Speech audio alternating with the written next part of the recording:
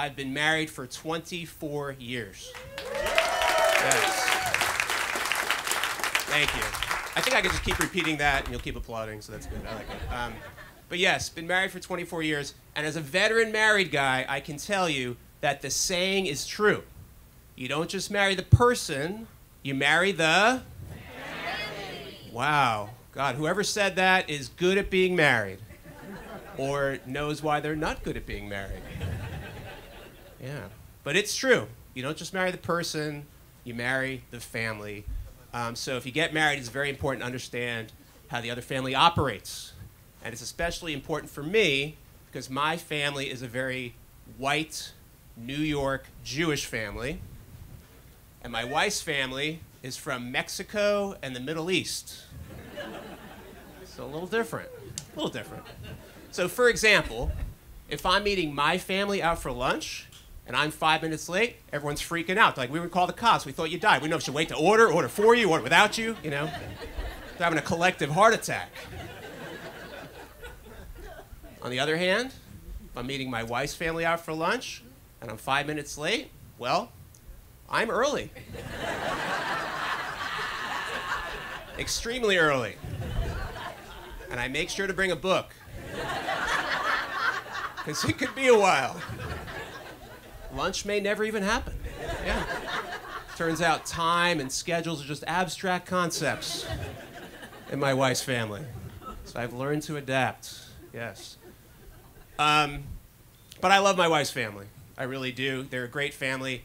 And speaking of lunch, the food from my wife's family is the best. I mean, come on, they're from Mexico and the Middle East.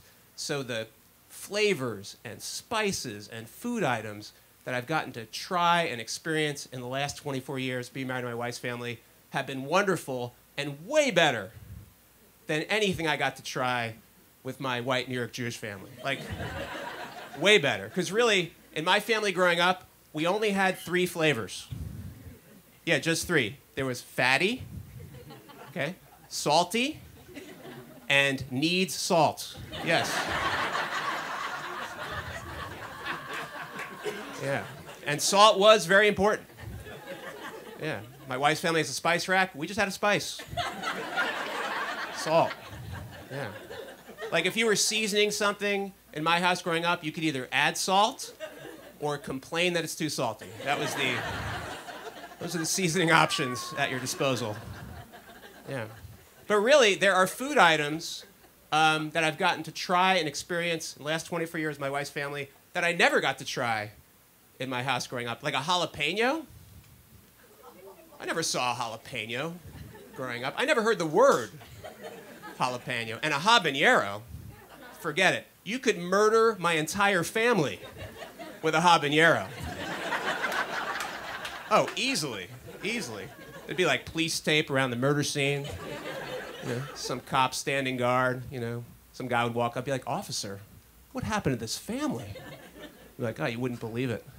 Someone put a habanero in their matzo ball soup. It's too spicy, way too spicy. Poor family didn't know what hit them. Tragic, very tragic." Yeah.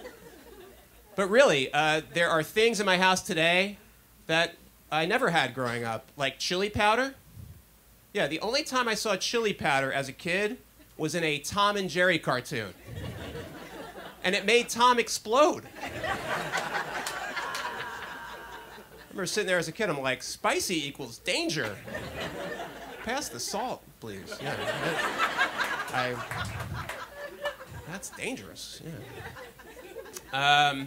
So last year, at some point, my wife and I decided to try that 23andMe, the DNA genetic ancestry thing. Anyone try that?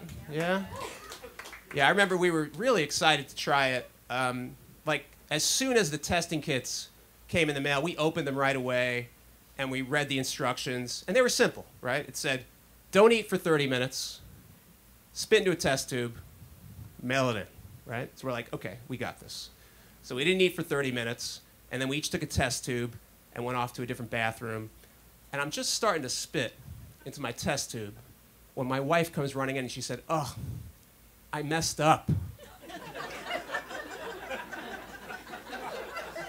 I was like, how could you mess up? And she said, well, when I was trying to conjure up the spit, I started gagging and I threw up into the tube. You think it'll be okay?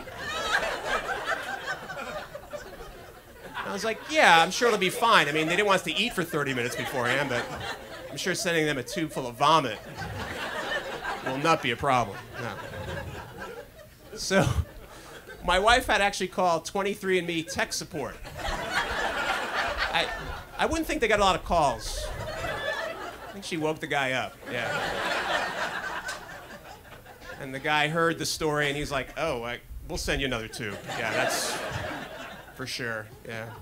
But I kind of wish we sent in the vomit tube, you know? Don't you? Yeah? Just to see what came back, you know? Might have been like, all right, Mrs. Rosen, we have your results. Interestingly enough, you're 43% Keebler elf? We had not seen that before.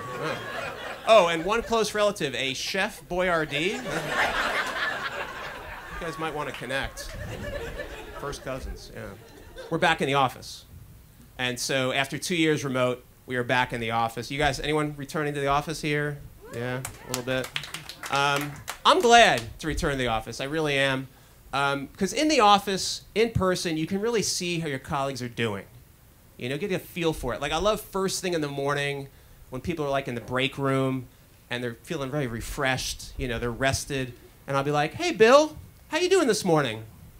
Another day, another dollar, Neal. I'm like, nice. Bill is ready for the day, you know.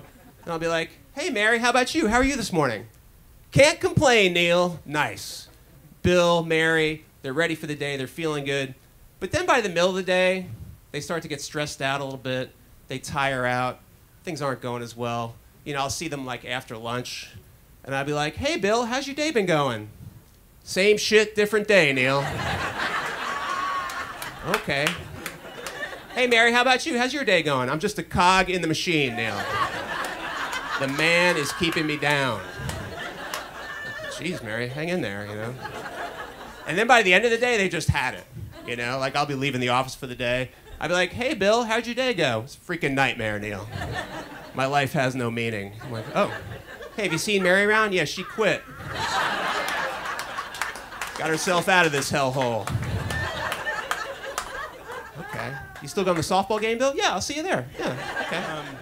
So, since close to turning 50, the last time I got a checkup, my doctor said it was time for me to get my first colonoscopy. Yes, and for those of you that have gotten a colonoscopy, and I sense a lot of you have, not judging, if you've gotten one, you know that the day before, to prep for it, you can't eat any solid food, right? You have to do like an all-liquid diet for the 24 hours leading up to it. So I did that, did what I had to do. I showed up at the hospital the next morning, and they started prepping me. They put me in the hospital gown. They gave me an IV. And then at some point, a nurse walked into my little curtained-off area, and she was like, good morning, Mr. Rosen. You're almost prepped for your procedure, but one thing I need to do is ask you a bunch of yes or no questions. I have about 50 of them. Is it okay if I ask you these questions? And I said, yeah, sure, go ahead.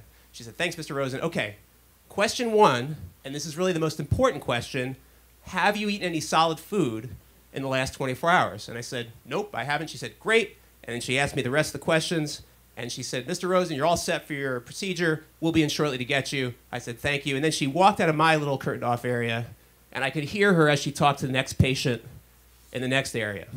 And she was like, good morning, ma'am. You're almost prepped for your procedure. One thing I need to do, though, is ask you a bunch of yes or no questions. I have about 50 of them. Is it okay if I ask you these questions? And I heard what sounded like an older woman say, sure, honey. You could ask me your questions. Go ahead, shoot. And so the nurse said, okay, thank you, ma'am.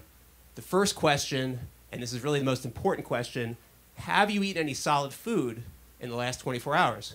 And the woman was like, oh, have I eaten any solid food in the last 24 hours? You know, honey, I can't remember. And the nurse was like, gee, ma'am, we're going to do a colonoscopy here. It's really important that you try to remember. You sure you can't remember if you ate any solid food? And she was like, I'm trying to help you out, honey. I just have a bad memory. But you know what? My husband is in the waiting room, and he remembers everything. So I bet if you ask him, he'll remember if I ate any solid food in the last 24 hours. And the nurse was like, geez, ma'am, that's not how we're supposed to do things. But you know what? Under the circumstances, I'll go get your husband. Meanwhile, I'm riveted. On the other side of the curtain, I'm like right up against it. Is the husband going to remember? Did she eat any solid food? You know? I'm hoping they don't get me yet. I'm like, I got to know, you know? So anyway, I heard the nurse and the husband come back, and the nurse was like, okay, sir, thank you for coming back here. What we need to know is, did your wife eat any solid food in the last 24 hours? And the guy said, what? And the nurse repeated, sir, did your wife eat any solid food in the last 24 hours? And the guy said, what? You're going to have to speak up, honey. I can't hear very well. And you can feel the nurse's tension just start to rise. She was like, sir, did your wife eat any solid food in the last 24 hours? He said, what? She said, sir, did your wife eat any solid food in the last 24 hours? I was like, you should write it down for him. Hey, you should write it down for him. But I didn't actually say that because I didn't want to ruin the show. So the nurse just kept getting louder. She was like, sir, did your wife eat any solid food in the last 24 hours? He said, what? She said, sir, did your wife eat any solid food in the last 24 hours? He said, what? She said, sir, did your wife eat anything for breakfast yesterday, for lunch, for dinner? Did she eat anything at all in the last 24 hours? He was like, oh, I hear you now, honey. I hear you. Calm down. I got you. No. She didn't eat any solid food in the last 24 hours. And you could feel the nurse exhale, and she was like, all right. Well, that's question one. Then the guy said, wait. Are noodles solid food? And the nurse was like, yes, sir, yes, of course. Noodles are solid food. Of course they are. Why? Did she eat noodles in the last 24 hours? He said, no. I was just wondering.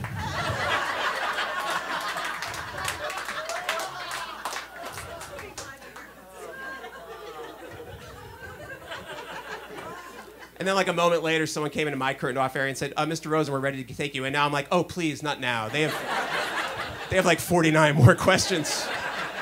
I'm not going to miss that. No. I'm probably good. My first one, you know.